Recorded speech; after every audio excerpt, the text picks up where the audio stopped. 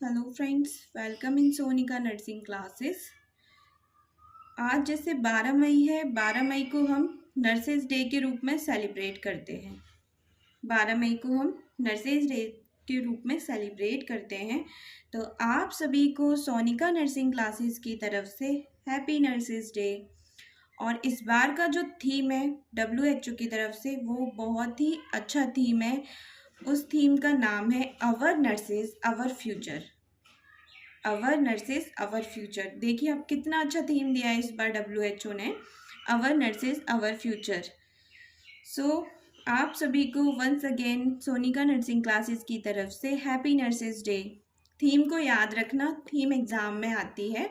Theme को याद रखना, थीम हमेशा किसी ना किसी एग्ज़ाम में हमें देखने को मिल ही जाती है कि थीम WHO ने इस बार क्या दी थी। सो अवर टुडे अब हम थोड़ा डिस्कस करेंगे किसके बारे में, मेंस्ट्रुएशन साइकिल के बारे में। So our topic menstruation cycle. Menstruation cycle क्या है? अगर हम इसका पर्पस देखें, मेंस्ट्रुएशन साइकिल का पर्पस क्या है? That is ovulation. तो हमारा जो बेसिक पर्पस है किसका, मेंस्ट्रुएशन साइकिल का, दैट इज ओवुलेशन।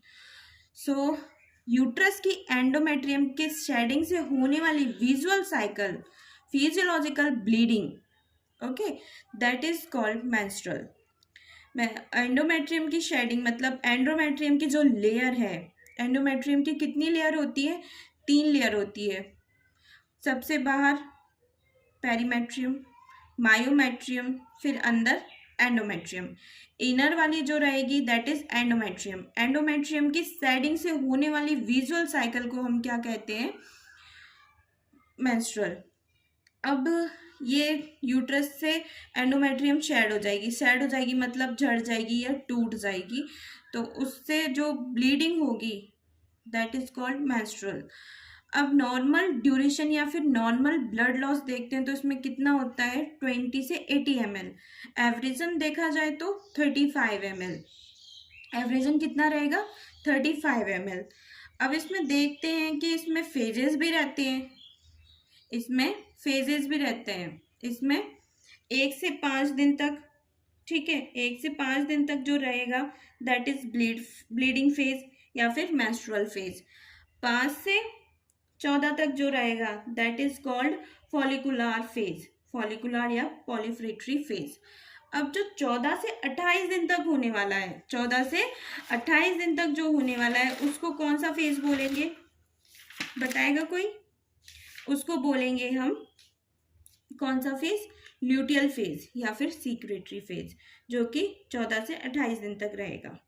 ओके, अब इसमें हमने नॉर्मल ड्यूरेशन की भी बात कर ली, कितना है? 20 से 28, 20 से 28 ml। एवरेजन अगर पूछा जाए तो 35 ml। एक वर्ष में लगभग कितने मेंस्ट्रुएशन साइकिल होते हैं? तो देखा जाए 13 मेंस्ट्रुएशन साइकिल होते हैं एक वर्ष में। अगर पूरी लाइफ की बात करें, पूरी लाइफ की अगर बात करते हैं तो लगभग देखने को मिलते हैं 400 मेंस्ट्रुएशन साइकिल देखने को मिलते हैं पूरे साल में। पूरे साल मतलब 30 साल के अंदर, ठीक है। अब मेंस्ट्रुएशन साइकिल या पूरी तरह से हार्मोन के द्वारा रेगुलेट की जाती है। अब जो मेंस्ट्रुएशन साइकिल है वो कौन रेगुलेट करेगा? वो रेगुलेट करेगा हार्मोन। अब हार्मोन जो रहते हैं वो कौन कौन से रहेंगे इसके अंदर? तो हार्मोन जो रहेंगे that is first one is GnRH। GnRH क्या करेगा? गोनेड्स बनाएगा। GnR is responsible for gonads, जो कि रिलीज होता है हाइपोथैलेमस से। हाइपोथैलेमस से रिलीज होगा और डेवलपमेंट करेगा गोनेड्स का। फिर आएगा FSH। FSH क्या है? Follicular stimulating hormone. Follicular stimulating hormone है, रिलीज किसके द्वारा होगा? ठीक है, रिलीज होगा ये पिट्यूटरी के द्वारा रिलीज हो जाएगा। अब रिस्पॉन्सिबल क्या रहेगा? ये रिस्पॉन्सिबल रहेगा ये किसके लिए? फॉलिकल ग्रोथ के लिए। फॉलिकल ग्रोथ के लिए कौन रिस्पॉन्सिबल है? FSH। ठीक है, FSH की फुल फॉर्म क्या है? Follicular stimulating hormone.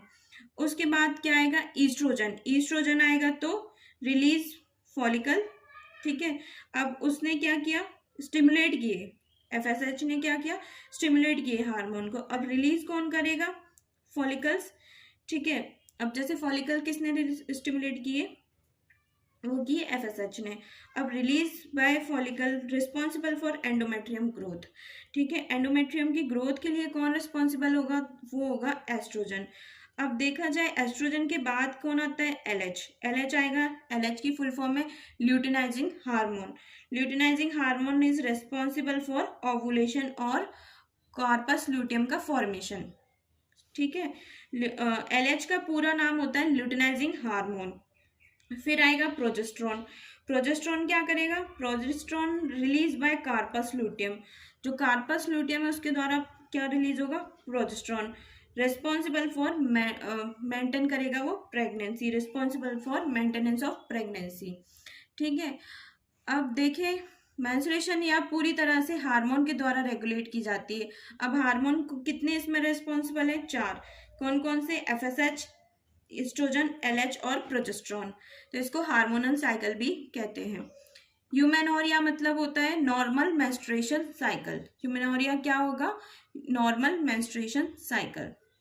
ओके, फिर आता है प्यूबर्टी। फिर क्या आता है? प्यूबर्टी। प्यूबर्टी वह एज है जिसके द्वारा बॉयज एवं गर्ल्स में फिजिकल सेक्सुअल मैच्योर होने लगते हैं। क्या होता है? प्यूबर्टी वह एज है जिस दौरान बॉयज एवं गर्ल्स फिजिकली सेक्सुअली मैच्योर होने लगते हैं। ओके, इसलिए प्यूबर्टी को हम फ्लाइट टू एडल्टहुड के नाम से भी जानते हैं। किसके नाम से जानते हैं? फ्लाइट टू एडल्टहुड के नाम से। प्यूबर्टी एज कितनी होती है? प्यूबर्टी की जो एज है that is 10 to 16 year. Puberty की जो एज होगी वो कितनी होगी? 10 से 16 साल। अब प्यूबर्टी आ गई। प्यूबर्टी के कुछ, प्यूबर्टी को हम पहचानेंगे कैसे कि भाई ये प्यूबर्टी है। तो प्यूबर्टी की 5 स्टेजेस होती हैं। कितनी? 5 स्टेजेस होती हैं।